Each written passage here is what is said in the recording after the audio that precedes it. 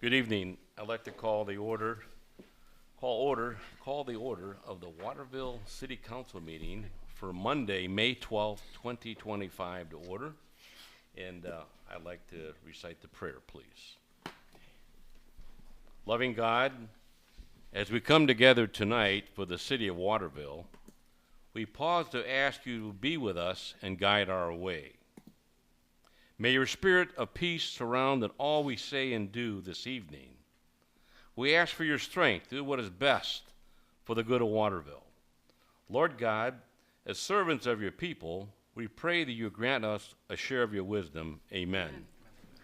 And all rise. And I would ask one of our guests tonight, Karen Poor, to lead us in the Pledge of Allegiance.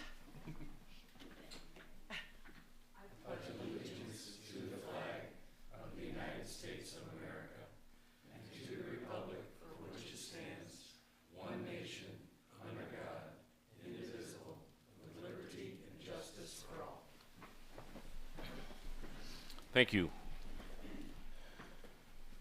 Next, we will have roll call. Here. Mr. Browski? Here. Mr. Garber? Here. Mayor Pedro? Here. Mr. Wagner? Here. Mr. Rosing? Here. Mr. Bruno? Here.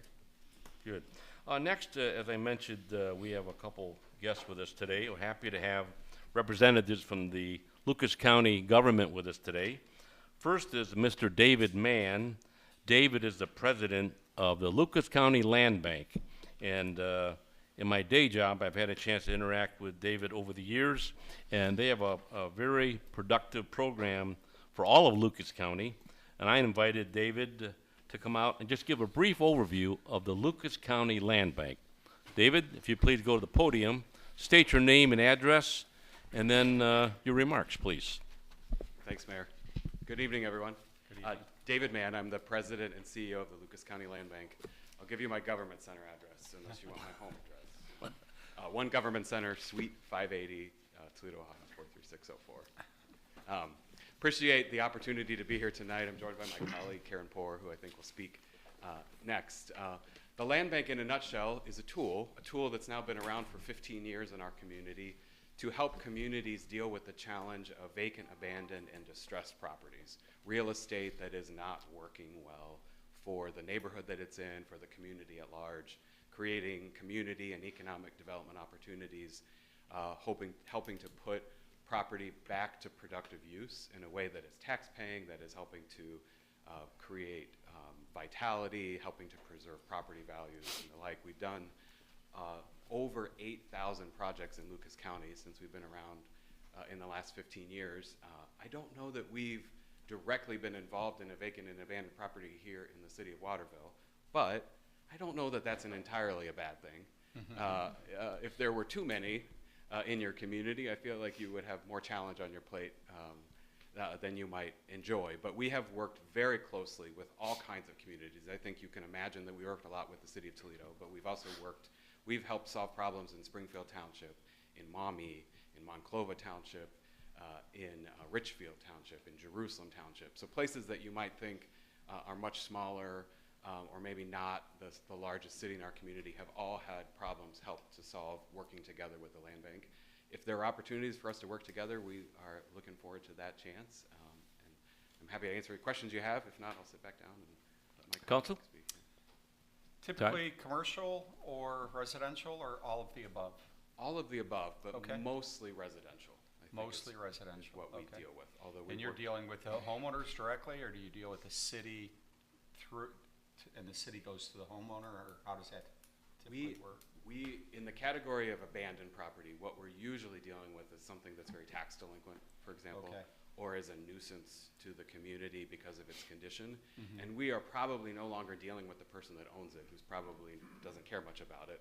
We're using the tools available to us to say, become the owner, become the next owner, clear title, clean up the nuisance conditions potentially, even if we aren't the owner, and then find a way to make that land productive again, or find a way to make that building productive again by, say, selling a home that gets renovated to a new homeowner who can live there and occupy it, or working to access brownfield cleanup dollars, other kinds of funding that's available in the community to deal with more complex commercial industrial projects, which we've done plenty of. It's just residential stands out in America. Yeah, I don't think we have many abandoned, but we do have some nuisance properties, so I think, and that seems you guys deal with that, help us acquire particular properties potentially. Yep. Yes? Yes, we Yeah, absolutely do okay. that. We do that very closely with the local government where those properties are. Awesome. So, Great. Thank you for coming today. absolutely. Council? Thanks for coming. I just, two things really. How are you funded? Where does the funding come from? The Land Bank has a relatively unique funding stream designed in Ohio law where we receive no money from the county's general fund. We receive no money from any of the communities that we directly work in. We are funded first by a portion of the penalties and interests that are charged to folks who pay their property taxes late. So some of the folks who are creating some of the challenges in the community are then equitably, maybe they don't realize it, but they're sort of equitably contributing back to solving those problems by the penalties and interest that they pay. All the rest of the funding that we receive then after that is generated by our operations, by pursuing grant opportunities, by property sales and the like. But on an annual basis in the last few years, that penalty and interest charge has been about $1.5 million. Wow. And then I don't know if I can ask a specific, but I think you're involved in it's called the Four Corners, I think, downtown. We are. Any progress being made there, if you can say? Yeah, progress. So the Four Corners is a corner of downtown Toledo where it's called the Four Corners because it's the only corner left in downtown Toledo where all four original buildings still stand. I bet you have more Four Corners here in the city of Waterville than maybe in downtown Toledo. But the two buildings that the Land Bank owns on those corners are the Spitzer Building and the Nicholas Building. And yes, we are working. It's a complex redevelopment project. The goal is hopefully to redevelop both buildings into over 300 residential units and a mixture of first floor commercial. It's somewhere north of $190 million total. And we're working with a development partner based in Cincinnati and some local folks to try to close a financial gap. As we all know, sometimes the cost of construction exceeds the rents that you may be able to generate, exceeds even the available resources. But we're getting close. We're hoping to have some more news to share in the next couple months. Great. Thank you. Great. Good. Anyone else? I would just say 15 years and 8,000 properties, which is remarkable. It also, if you can comment on if I'm get this half right or half wrong, but it really speeds up the process when you have a delinquent property, the land bank, rather than going through the court. Can you expand on that a little bit? Yeah, one of the innovations of land banking law that's been around now for a long time was to expedite some aspects of tax foreclosure, not the parts that are the due process, not the constitutional protections that property owners get, but some of the bureaucracy related to the court case in a way that can put the property, say, in the land bank's hands when it makes sense, faster than before. I think the one thing that we have recognized for a long time is that when a property is abandoned, time is the real problem. The longer it sits there, the worse it may get. And you may have a property that is salvageable, is an opportunity to preserve values, and if it takes 2 or 3 years to make it through some court process, by the end, you've got nothing left. And so moving faster through the court process, the easiest way to think about it is that court cases for tax foreclosure also sometimes used to go on the common pleas court docket where they were dealing with murder trials and really important things. And as you can imagine, when those things are on the docket, tax foreclosure kind of goes to the bottom and moves a lot slower. And so moving it to a different venue where it can go faster can help us make change better for our communities. Good. Thank you. Thank you, David. Thank you. And next we're going to have Karen Poor. I know your agenda says Matthew Hireman, but Matthew had a family situation come up today, so he called me. And actually, I think Karen will do a better job. But don't tell Dave that. But Karen is new in her position with the Lucas County Economic Development Office, and she is officially the Business Navigator. Karen, state your name and address, please. Thank you. Karen Poor. Government address is One Government Center, Suite 8, Toledo, Ohio, 43604. Thank you. Thank you for the invitation to be here. I'm happy to be here this evening. I know Matt apologizes that he was not able to. He would like the opportunity, and he wanted to let you know that at a future meeting, he'd like to come and talk about the economic development enforcement department for the county and the direction that they're heading and things they're doing. I was recently hired about 4 weeks ago as the new business navigator for the county. I'm sure that you might be aware of a study that was done recently with stakeholders and developers in our county to kind of to understand where maybe some of the pain points and frustration comes in the regulatory process in doing business with the county. One of the recommendations of that study was to create this position, business navigator, so that I can help folks navigate through that system, be a resource to all of you. So if there is a development project in your community that I can help with that process, happy to do that, as well as helping improve process. As I've been, just for the last few weeks, going out in the community, meeting other township trustees, council members, kind of learning where those pain points are in the process and trying to help improve those. One thing that we heard loud and clear, especially during those reviews, is that it's difficult a lot of times for the end user to know how to navigate. You know, like I want to put a shed. What do I do? And trying to maybe develop a front end system that can kind of help folks understand what regulatory things, issues, permits, processes that they're going to need in order to put that shed up. We are working with a software company called Winhouse that has just recently put out an end user report. I brought a copy of that to share with you this evening for you to take a look at. And that's essentially what it says is, in the office we're kind of calling it like we need the TurboTax for permitting, something that's like intuitive, that makes it easy for someone that is younger than myself even, that doesn't maybe understand technology as well as, you know, somebody else that is older that needs help navigating through that system. So those are the things that I'm here to do. I'm new to the position. I'm here as a resource for you all, and it's very nice to meet all of you this evening. So Karen did give me a copy of that report. I'll make sure it's available with you electronically. We brought a couple hard copies. Council members, comments or questions? I have a couple, but I'll defer to Mr. Bruno. Thank you for coming in tonight. No questions, thank you. Tony? In the future, will there be some sort of an interface where cities and townships can have a gateway maybe in this system, or? That's the perfect way to put it, a gateway. I think that's where we want to put something together that any resident in this county can have a starting point and be able to know how they can get to the end of any of those processes. Thank you. You're welcome. And council members? I would just say I think it's wonderful that the county has you and Matt in these positions. We should have done it probably a long time ago, but better late than never. So thanks for joining. Thank you. Mary? Just nice to meet you, and thank you for coming.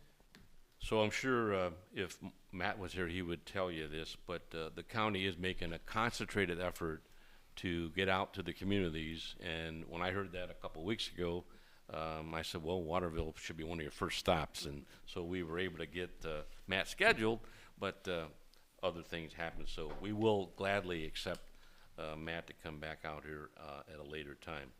So with that said, you're welcome to take your seat. I know we got some other business in a few minutes, so thank you very much. Thank you. Alrighty, next is approval of the minutes from our regular council meeting from Monday, April the 28th, 2025. You've had a chance to receive those and review them. I have one comment, but council, any questions? Just one typo, I believe.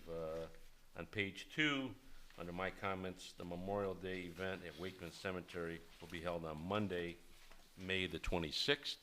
I may have said May 29th, so I apologize. Of course, that is Memorial Day. So I need a motion to accept the minutes with that correction. So moved. So move Mary Duncan, and a second. Second? Second, Todd Borowski. Any more discussion? All those in favor say aye. Aye. All righty, thank you. Next is comments from citizens, and I have a few. We will start with Mr. Dave Weber. If you will please go to the microphone, and you know the routine.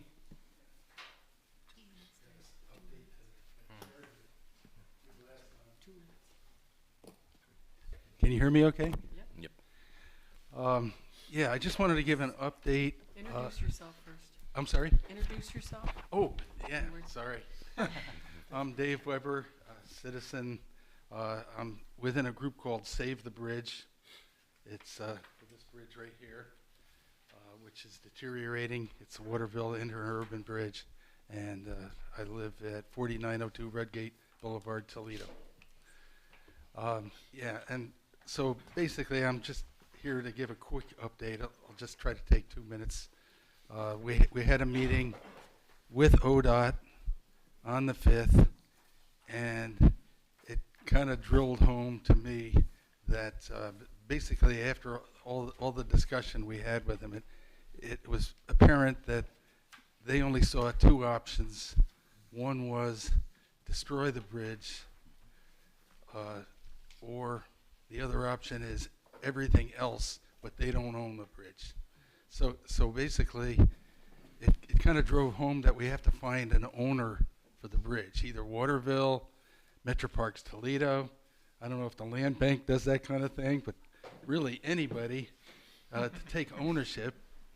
And then from there, the other issue is money. All of this stuff takes money. Even just doing mothballing of it takes money. And so, we're a group of volunteers. We'd like to get going because we know how long grants take. It'll probably take a year to get a grant going. And so what we need is a process. I sent a note to you, Tim, but basically what I propose is either you make us agents of Waterville, and then we submit to foundations.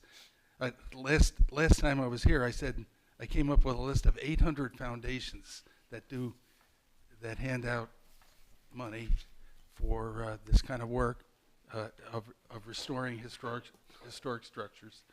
And so basically either some of our members of our group be agent and we just submit, and then the money comes in and goes into some earmarked bank account that Waterville has, or we write up the whole narrative, get it all ready to go, except don't hit the apply button. Typically these foundations have this thing online, and you get it all done, you hit the button and it applies, right? And so we could get it all ready to go, and then I could send it over to say Mr. Gokenauer, and he can hit the apply button, and then the money comes in. But my wife tells me she thinks I'm kind of crazy in that you don't ask for grants if you don't have an owner of a property. And as far as I see it, I don't see any reason why Waterville couldn't collect fund money to renovate the bridge, keep it in an earmarked fund, and then later on, when you figure out who the owner is, then that money gets transferred over to them to do the renovation. But it really boils down to it's kind of like two different things that need to be done. And one is find an owner, and we need help with that. And another is get funds. And I guess the third thing is we always welcome volunteers, so anyone that wants to join our group. One little side note is I met Paul out at the bridge today, and we were talking about mothballing. And I was thinking over the weekend, what's involved with mothballing?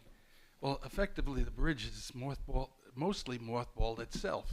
In other words, every time a spandrel falls off of one side, you don't have any more freeze-thaw pressure from the earth fill, because you have the two walls and you have the fill in between, and you get water in there with the freeze-thaw, and it grows and grows and grows, and eventually one of them goes, right? Well, if one collapses, that takes the pressure off of this one. In other words, half the earth falls into the river, and it isn't really of a safety concern too much anymore. It is cracked, so the idea is, why not get steel cables and go out there and just, when you have one spandrel, tie a steel cable down to the pier, just to make sure there isn't any pressure to go over. And when you have two, you can just drill a hole, go all the way through, and have a cable, and just with a turnbuckle, and just hold the two together. If we can just make the thing safe for kayakers and fishermen, that would probably buy us more time. Because basically that's the main concern of ODOT. They don't want to be on the news of some guy getting conked on the head from a piece of falling concrete. And, you know, with the walleye run, there's definitely going to be fishermen going under there. And so we got a 1-year delay, but it's still, in their eyes, it's still unsafe. So they made a heck of a concession. They gave us a 1-year delay, and in their eyes, it's unsafe. So they're taking on the liability of another year. So it would be good to get some funding, and it's probably wouldn't be that much, maybe $50,000. At this point, I don't know, but just to get some construction person to go out there and tie everything up with cables to make sure that it's at least safe for fishermen and kayakers. So that's pretty much it. And and Paul joined our group, and so I'm looking forward to that. And I gave you all a handout. If it dawned on me that I didn't send a link to our meeting minutes, so Tim, if you could give me a list of all the Why don't council you members' emails. send it to John, Okay. John, and then he'll kick it out to Oh, us. I already sent it to you, John, so if you could just forward it to the council people, then we're covered. Good. Okay, thank you. All right, thank you. Thanks, Dave. I just will comment that it was an excellent ODOT meeting we had last week, as Dave mentioned. Again, a cooperative effort of conversation and what might be, or what could be, or what might be, and we're working through those items. So thank you, Dave. Next is Janet Mormon. Janet, would you like to please come to the podium? State your name and address. Everybody knows Janet, but officially you got to do this. Janet Mormon from 428 Hickory Lane. I've moved here twice. I love Waterville. I lived on Cherry before that. I'm here because I love Waterville. My concern is the aesthetics of Waterville. I love, you know, I want to keep it looking good, and that's why I want to speak to you. What I want you to do is to consider something and to think this through tonight, or whenever you get around to thinking it through. I was on the Countryside Garden Club, I don't know how long ago, where Sherry Ludke took the, you know, the lead, and we decorated the town with flowers and maintained them and weeded them and all that. And we just did it because we love Waterville. And I look at other things in town, for example, our chiropractor, how he got together a group of people and he cleaned the yard around Kroger with all the trash. And he did it because he loves Waterville. And other things, like, just simply put, people in this community that do things because they love Waterville. My gosh, if we put a sign up for everything Wendy Cray did in this town, there'd be no room left for any of the trash that was strewn all over by Kroger. But the reason I'm speaking is I want you to think about something. When people in this town do things to better the town, it doesn't make it look better when we put up a sign that says who did it. Whether they paid for it, whether they were a business, whether they were an organization, a club, whatever they are. You know, when you go by that little peninsula heading up toward Kroger, I get a little sour taste when I see the beautiful flowers and then I see who did them. to me, I don't go to other towns and see that kind of thing, and I guess that's why I'm here. I just want to ask you guys, is that what we want to have happen in Waterville? Do we want to have signs of everybody that made the donation or everybody that put the time into the decorating of our town? I really wish you would consider that, because I just don't find it appealing to the village or the city of Waterville. I still call it a village. So, but I moved here twice. I like the town. I usually watch you guys on TV, so it's really cool to see you here. And I want to especially thank you, because what you do in Waterville, I'm so appreciative of. It's really not my cup of tea, the decisions that you make and all that you do. So I really would love for you to think this through on the aesthetic look of how those kind of signs can affect the look of Waterville. Good, thank you, Janet. Thank you for listening. And we don't want you to move, okay? Stay. I don't want you to move either. All right, we'll take that under advisement. There's been conversations along the lines, and it's good to get regrouped, so thank you. All right, next, citizen comments. That's all we have here tonight. Next is an executive session to confer with the law director per the Ohio Revised Code 121.22G2 to consider the purchase or sale of property for public purposes. And I need a roll call to go into executive session. I'll move for executive session. I'll second. All right, roll call. Yes. Yes. Yes. Yes. Yes? Yes. All right, we will be in executive session, probably, it might be 15, might be a half an hour, so we will have business afterwards.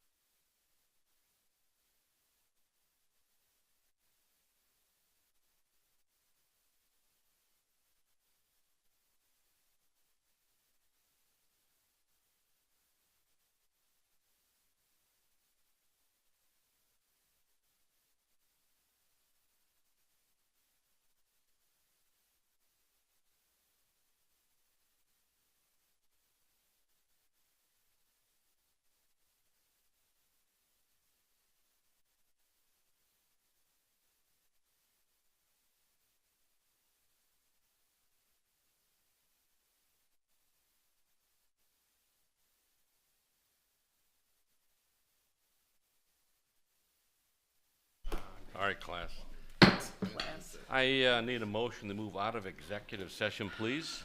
So moved? So move, Tony Garver. Need a Second. Second, Todd Borowski. All those in favor say aye. Aye. Alrighty, we are out of executive session. And now we will move on to our staff reports. We'll start with our administrator. Thank you, Mayor. Council has a copy of my report. Couple of things to mention. We did have a master plan meeting with the Park and Rec Board, so our update of our 2012 master plan, comprehensive plan, is almost done, so we should be getting the final draft of that at our May 20th, 2025 meeting, and then we'll bring that to council and the planning commission and then to council. So as a part of that, we're doing kind of a sub-study of our parks, so we started that on May 6th. And then we're into our festival season here, so we've been meeting with the chamber about Rock the Block, and that's on June 21st, 2025. And Roche de Boeuf, have been doing some planning there, looking at getting a kids climbing wall this year. So I think that sounds fun, and hopefully we can get that for the festival then. If council has any other questions.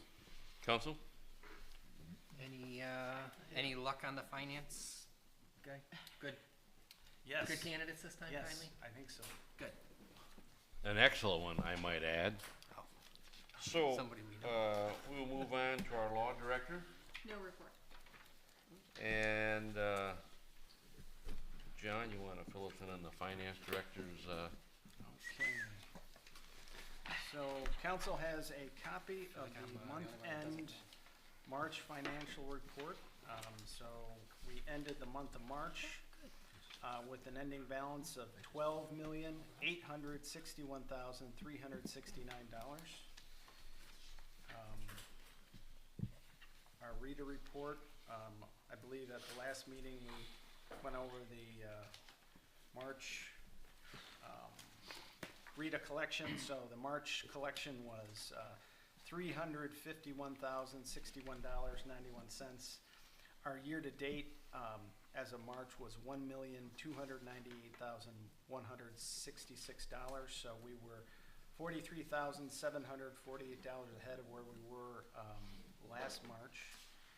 So, and then we have got our April collection, and unfortunately, we collected less than we did in April of 2024, so we brought in $418,395 in April of 2025. So again, that was about $56,441 less than we collected in April of 2024. So one of the things that I noticed, we had several large refunds in that month. That doesn't account for the total loss, but or total difference there. But it was about 22,000 actually in refunds, believe it or not. So we had some refunds there. So that, I guess that might explain a little bit of the decline there. And if council has any questions.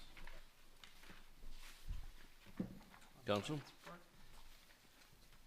And as a part of my report, although I thoroughly enjoy doing the finance director duties, you know, I guess there comes a time when you have to pass the torch on. And as you know, we interviewed some people at end of last year, and you know, we didn't get a lot of candidates, and so we interviewed some more people. And I'd like to introduce our new finance director, Tiffany Bachman.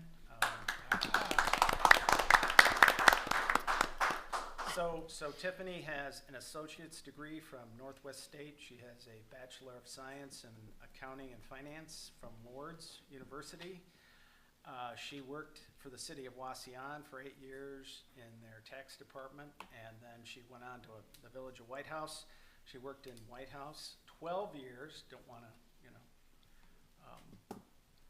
say anything about, you know, how long you worked, but that's how long you work there. So the village of White House, she was there 12 years, income tax commissioner, I believe, director of community planning, so she helped out with events and zoning and things like that.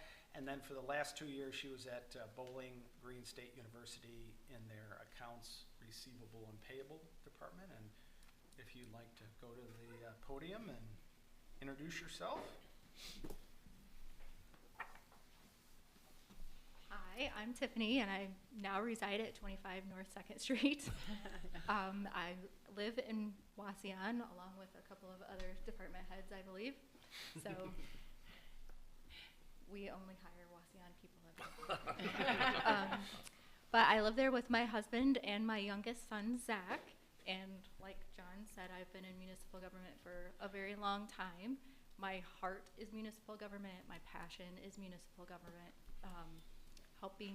Helping residents as much as I can, and I'm excited to join you guys. So, what kind of questions do you have? Well, if I may, we're excited to have you because I had a chance to, well, we all have met Tiffany over the years, but I had a chance to meet with her last week briefly, and we talked about all the things you just said. But the one thing I asked her, I said, why Waterville? Why not Toledo? Why not Napoleon? Why not Tiffin? And your response was? The smaller communities, I really like them. I like this area, and I've been in the area for 12 years, and I love the people. I love just their heart and soul in trying to make things better. Good. I don't see that in bigger governments. Good. All right, I'll invite my colleagues to make some comments. Welcome to our team. Great background. We're excited to have you. Welcome. Yeah, excited to work with you. Welcome, especially since you know the area. I'm sure you're gonna be just a fantastic asset for us. Yeah, welcome. Yeah, thank you, Tiffany. Thanks for joining us. You came to the right place, by the way. Thanks.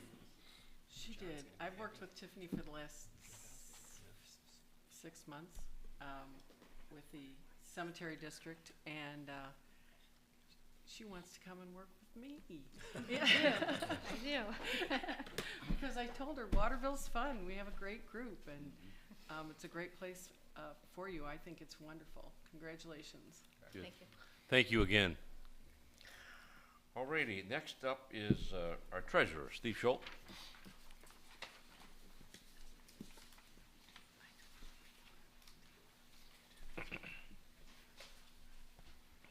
Thank you, Mayor and members of council, and welcome to Tiffany. I look forward to working with you. I'm getting tired of seeing John here at 10 o'clock at night when I come in to sign checks, so hopefully that will end, John, and you get home at a little more reasonable hour from now on. So you do have a copy of my report, a very brief report. March is reconciled, as John mentioned, almost 13 million in total, and as you can see, our balance of all our funds is continuing to go up as we would expect here for the next about 8 months, is pretty traditional. Our general fund over last year is up over $1 million over where we were at the same time last year, so that's obviously a fabulous trend. Our water and sewer is down a little bit. I'm not too worried about that. We just paid a $222,000 note, so that has a little bit of an impact on the balance, but that should pick itself back up. So with that, I think we're in pretty decent shape, and that's the end of my report. Questions for Steve? All right. Thank you, Thanks, everyone. Steve. Thanks, Steve. Next up is our Public Works Director.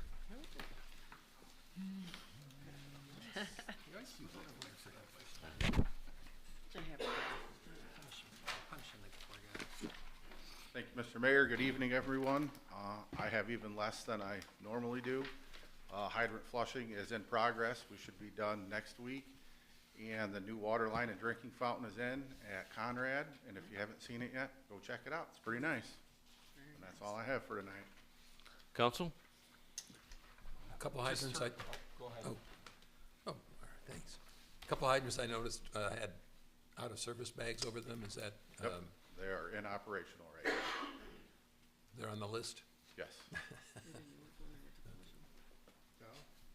I mentioned something to John about 6th Street. The berm on the side was low and a lot lower than the street, so I think he was going to say you typically have to build that up. Oh, So, yeah. I know what we're talking about. Okay, right along 6th then. That's it. All right. Thanks. Thank you. Next up is, actually Doug Meyer, our fire chief, is out, but we have our assistant chief, Dave Moore. If you could please come to the podium.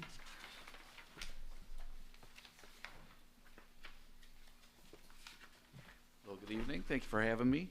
Council has a copy of the report. Not a whole lot to highlight this week, but there is one thing I'd like to talk about real briefly.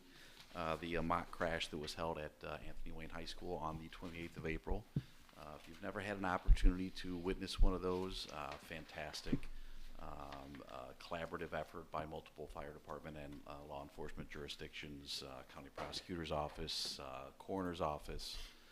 A lot goes into the planning of one of those, and it's very impactful for the students to remind them about the potential effects of driving either distracted or under the influence. So I feel that that went very well.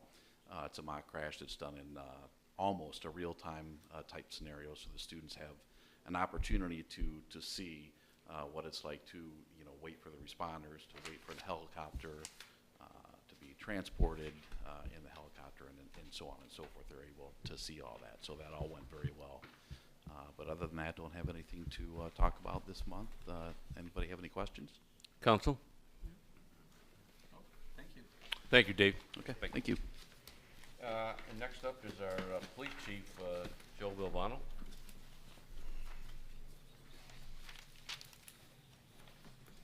Evening, Mayor and Council. You should have a copy of my report. A couple things to add. Last weekend, we spent Saturday and Sunday helping with the air show. Uneventful. Great weather. Officers got to ride their bikes, and we put the golf court out there. Only one complaint, though, was we were the only ones out there without the e-bikes. So they had to pedal around everywhere, so it was comical to see their reaction. But we'll put that in the budget next year. That's all I've got. Council? Do you still have openings for Safety City? Is that closed yet, or? Nope, I think we're at 45, Okay. so we got 15 spots Opens, left. and they're Yep. afternoons? Yes, So that's 12 to, is it 1 to 4? 1 to 4. 1 to 4? Yep. Okay, thank you. Good. Thank you, Joe. Oh, excuse me. One thing, I brought some issues on Overlook that we're having to Detective Young. Yep, I was up there this morning, Okay. documenting things, and we start the process of Okay. sending letters, and just takes a little time. Perfect, thank you. Yep, you're welcome. Thank you. All right, that completes the staff reports. Communication from council. I'll start with Vice Mayor Duncan. I only have one thing. I went to the Heritage Village on the Anthony Wayne Trail this morning for the opening of Nursing Home Week, and met with some of the residents, and they always have great things to say about Waterville. They love living here. They love looking at the bridge, by the way, for what it's worth. But they have a lot of services that I guess I wasn't aware of. I thought it was just kind of a standard nursing home. EMS runs up there on a pretty regular basis. But they have behavioral behavioral on the second floor. The first floor, half of it is dementia, lockdown related, and then the other side is full-time residents and also outpatient. So for people who may have a knee replacement, perhaps, and need somewhere to go, you can go there for a few days, and they have full-time PT, full-time nurses, and I was very impressed with the facility. They did a very nice job. Their director is leaving. They have a new director, and I met her. She will be speaking at the next Chamber of Commerce luncheon, if anybody intends to go to that. And if you have any questions, I have a few brochures. So. Good. John Rosick. Thanks, Mayor. I just want to acknowledge and thank Terry Masucci for continuing to dedicate hours and hours of time to keep Waterville beautiful. So thank you, Terry. Tony? Nothing, sir. All good. Just wanted to make a reminder that we do have the Parks and Recreation Cleanup Day at 8:30 a.m. at Waterworks Park this Saturday. And then My only request was I had talked to John a little earlier about the trees behind the Welcome to Waterville sign. Those this season look like they're dead. So, awesome. Cool. Cool. That's it, Mayor. Thank you. I just have a couple things. Just a reminder of the fine program that Waterville Area Arts Commission puts on, Eats and Beats, summer at Conrad Park, June 10th, July 18th, and August 12th.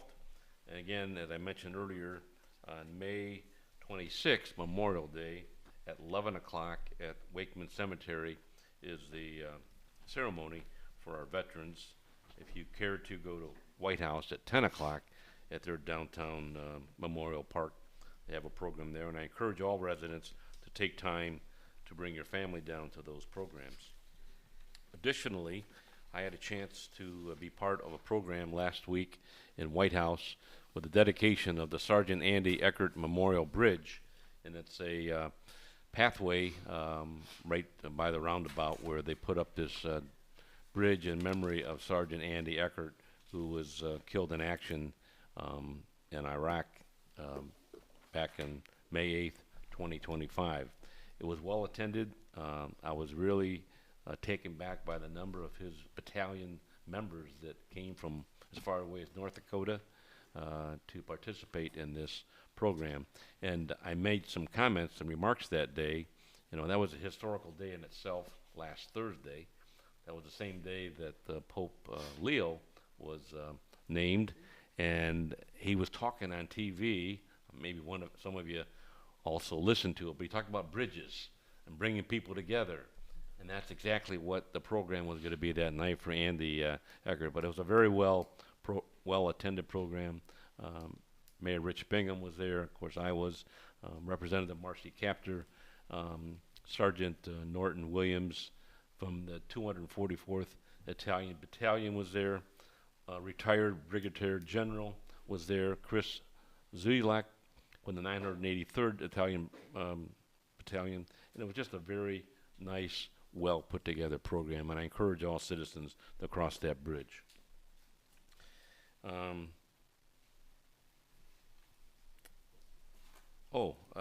Our Inclusive Park Committee has been meeting, and actually I'm going to pass out to council. These are renderings. They're not identical or exactly what the park structures are going to look like, but gives you just a flavor of what it could look like. We were scheduled to have a inclusive park meeting tomorrow night, but the committee decided that there's enough sidebar activities going on that we would suspend tomorrow night's meeting. So that's taking place in June. Next is communication from council. We did that. Appointments from various commissions and boards and committees. John, I'll let you comment on that. Thank you, Mayor. We have a vacancy on the Historic District Commission, and Josh Waggy is a property owner in the Historic District, and he's volunteered to serve on the Historic District Commission, and he would be filling the unexpired term of Robert Black, and that expires December 31st, 2026. So I'd like to nominate Josh Waggy to serve on that committee. So moved. Second. Second, Mary Duncan. Any more discussion? All those in favor say aye. Aye. All righty. Next is new business, referral to the Planning Commission, a zoning change from agricultural A1 to mixed-use commercial district C4 and a conditional use permit for a proposed semi-truck fueling and convenience store facility located at 9055 Waterville Swanton Road. John, would you please elaborate on that? Thank you, Mayor. This is a request from the Quick Trip Corporation, and they are looking to build a semi-truck fueling and convenience store facility on a parcel at 9055 Waterville Swanton Road, and that's on the other side of the expressway, but that is in the city. and this would be a referral for the zoning change and the conditional use. Council refers it to the Planning Commission. The Planning Commission is scheduled to meet on June 2nd, 2025, and they will make their recommendation and forward it back to council for your consideration. Any questions? So again, this is just a referral to the planning commission. It's not approval, not denial. It's just to take it into our normal protocol for projects in our community. So I need a motion to refer this to the planning commission. So moved. So move Mary Duncan. Need a second? Second. Second, Tony Garver. Any more discussion? All those in favor say aye. Aye. Opposed? Alrighty.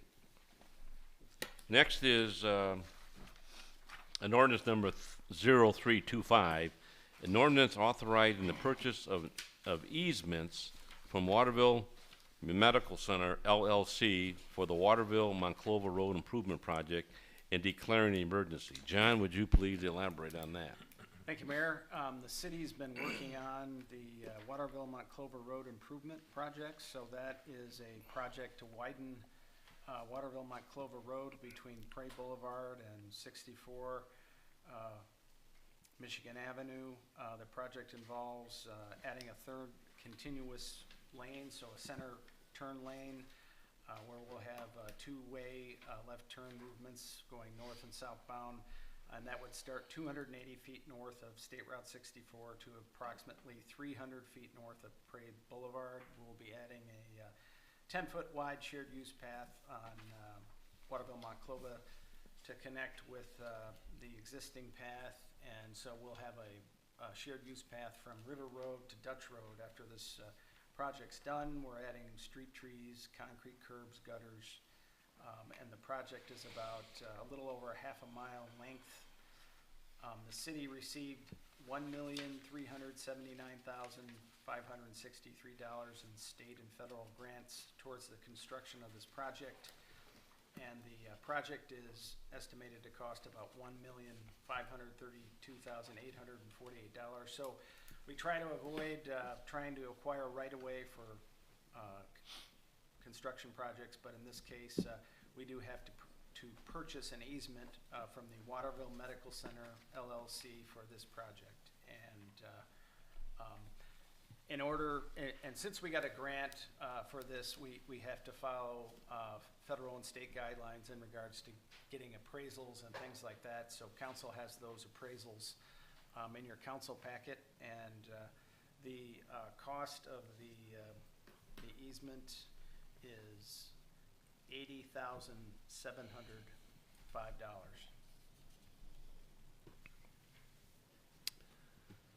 I move that the rules be suspended to allow for the passage of ordinance number 0325 as an emergency measure. So moved. So moved by Todd Borowski. Need a second? Second. Second, Anthony Garver. Roll call. Yes. Yes. Yes. Yes. Yes. Yes. Yes. Good. I move for the final passage of ordinance number 025, first and final reading as an emergency measure. So moved. Todd Borowski, need a second? Second. Second, Tony Garver. Roll call. Wait, a little Excuse me. discussion. Go ahead. We have a little bit, I mentioned to Katie, I think the easement itself, which we didn't prepare, so thank you, Katie. The easement itself should include the language that it is exclusive and perpetual. And that is in the legal description for the property by the surveyor, but not in the easement. That was a good catch by our resident law director, Mr. Rosick. And John and I will make those changes and send it over and make sure that they agree with it. Okay. Actually, You it's, okay with it, Council? It's exclusive perpetual, not exclusive and perpetual. I guess it doesn't matter. Thanks, Katie. Yep. All right, been moved and seconded. I move for the final passage, or roll call, excuse me. Yes. Yes. Yes. Yes. Yes. Yes. Yes. All right, next on our agenda is ordinance number 0425, an ordinance authorizing the purchase of an easement from Mercy Health North LLC for the Waterville Monclova Improvement Project and declaring emergency. John? Thank you, Mayor. This is a kind of a companion piece to ordinance 03-25. So this also deals with the purchase of an easement for our Waterville Monclova Road widening project. And this, we would buy an easement from Mercy Health North LLC. And this is a parcel that is directly to the north of the previous parcel that we discussed. And again, this is part of our widening project, and unfortunately, we do need the right-of-way on this parcel as well. And again, this was appraised, and the fair market value was determined to be $54,650.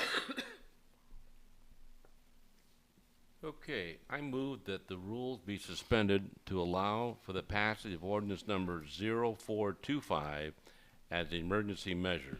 Second. Second with John Rozick. Roll call?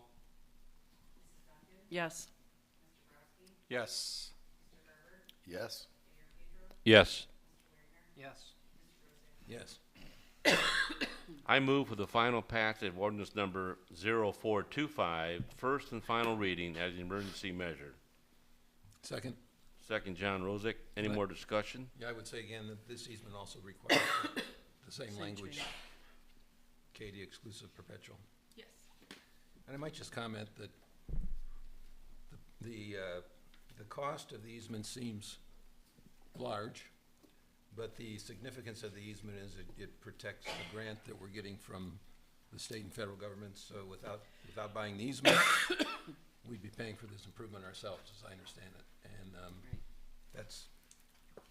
it's worth it. All righty. I move with the final, I guess we already moved it. I need a roll call. Yes. Yes. Yes. Yes. Yes. Yes. Yes. All right, we have a couple other business items to take care of. Tonight, we celebrate the assistance and the dedication to Tony Garver. He's been a council member a little over a year and a half, and he's decided to go golfing full-time, right? Yes, I am a full-time member of Bella Vista Cricket Club. But seriously, Tony, did what a lot of citizens talk about doing, and he did it. He put his name out there and got elected, and has been a team member. I think he's learned along the way. I think I can speak for them, and you get a chance to speak too.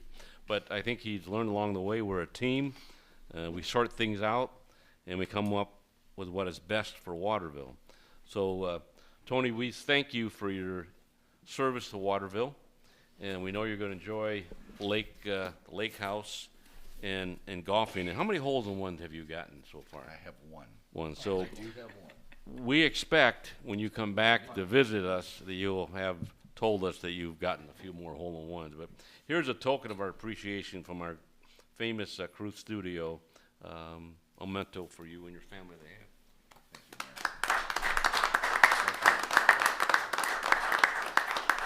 Now, Tony, you have the floor, but I got the last word, so fire away. Sure you do. I would just like to say that serving on council really has been one of the greatest honors of my life. The trust that the community's put in me and the strides that we've made is just, to me, amazing. I want to thank my colleagues on council. I have learned so much from everybody sitting here. I have learned something from everybody here. I'd like to thank the city staff. They are absolutely amazing. Our residents are so lucky to have such a professional and smart staff. We do such a great job. But most importantly, the residents of Waterville, I'd like to thank you for your support. I look forward to seeing this continued growth and success of our city in the future, and I wish only the best in everybody's efforts. Thank you.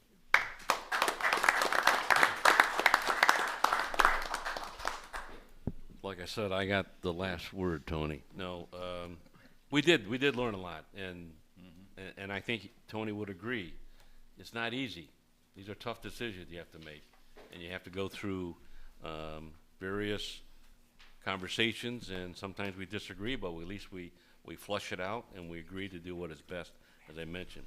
Having said that, what Tony wrote to council, and effective tomorrow, is Tony's last day as a city council member. So that means council has 30 days to make a selection for somebody to fill this seat. And the code allows us to take applications or letters of interest from citizens. Two requirements. One, you gotta have been a resident of the city for at least 2 years, and you gotta be able to vote. And beyond that, it's up to council to decide how to fill that seat. And so, if you're interested, let John Gokenauer know, our administrator, in writing between now and May 12th, because the 13th is the 30th day. Let him know. But we will be meeting in June 9th on council, and we'll take up the number of folks that maybe express an interest to be a mayor. It's not May 12th. I'm just want to know if you're paying attention. So effective June 13th, That's quick. You better write that quick. effective May 13th, You only got a Tony few hours, is retiring from council, and we'll fill that seat by June 13th. But we will be meeting on June 9th to review any letters of interest. John, did you want to add anything to that, or Katie? No. Okay. Colleagues, any comments for Mr. Garver? Tony, I just want to say, it does take so much courage to put your name on the ballot. And I know that throughout the time that you had campaigned, you really garnered a lot of interest, and it takes a lot of determination and courage to do that. And I do appreciate anyone that steps up, and especially someone who's a veteran and who has served our community. Thank you very much. Appreciate it. Thank you. So Tony, I remember 7 years ago-ish, we ran into one another. We were talking about ideas for the city, and you said maybe one day you wanted to do it. You did it. I'm happy. I just wish I could have got to serve with you a little bit longer. I think we both learned a lot, about each other, and I think you've done a great job. It's been a pleasure serving with you. Yep. Yeah, again, thank you for everything you did for Waterville. Thank you for your service to the country, and gonna miss seeing you down there. Thank you. Yeah, thank you, Anthony, very much. It has been a pleasure. And some famous words years ago, but Anthony, we hardly knew ye, really. That's true. So, but thanks. I think you contributed greatly to council, had a lot of great thoughts and ideas, and we certainly appreciate everything that you've done for that and for the city. Thank you. Come back and visit us. I will. I promise I will. We have great festivals. You may wanna come back for a little while. He's moving to a lake. We can visit him. Yeah, that's true. Yeah. Good point. Eventually, right? Yes. But thank you for everything you've done. Thank you, Mary. Anyone else? All right. Okay, we will be meeting again June 9th, and I need a motion to adjourn. So, second. Wayne Wagner, and then seconded by Todd Borowski. All those in favor say aye. Aye. We are adjourned. We are. Let's go.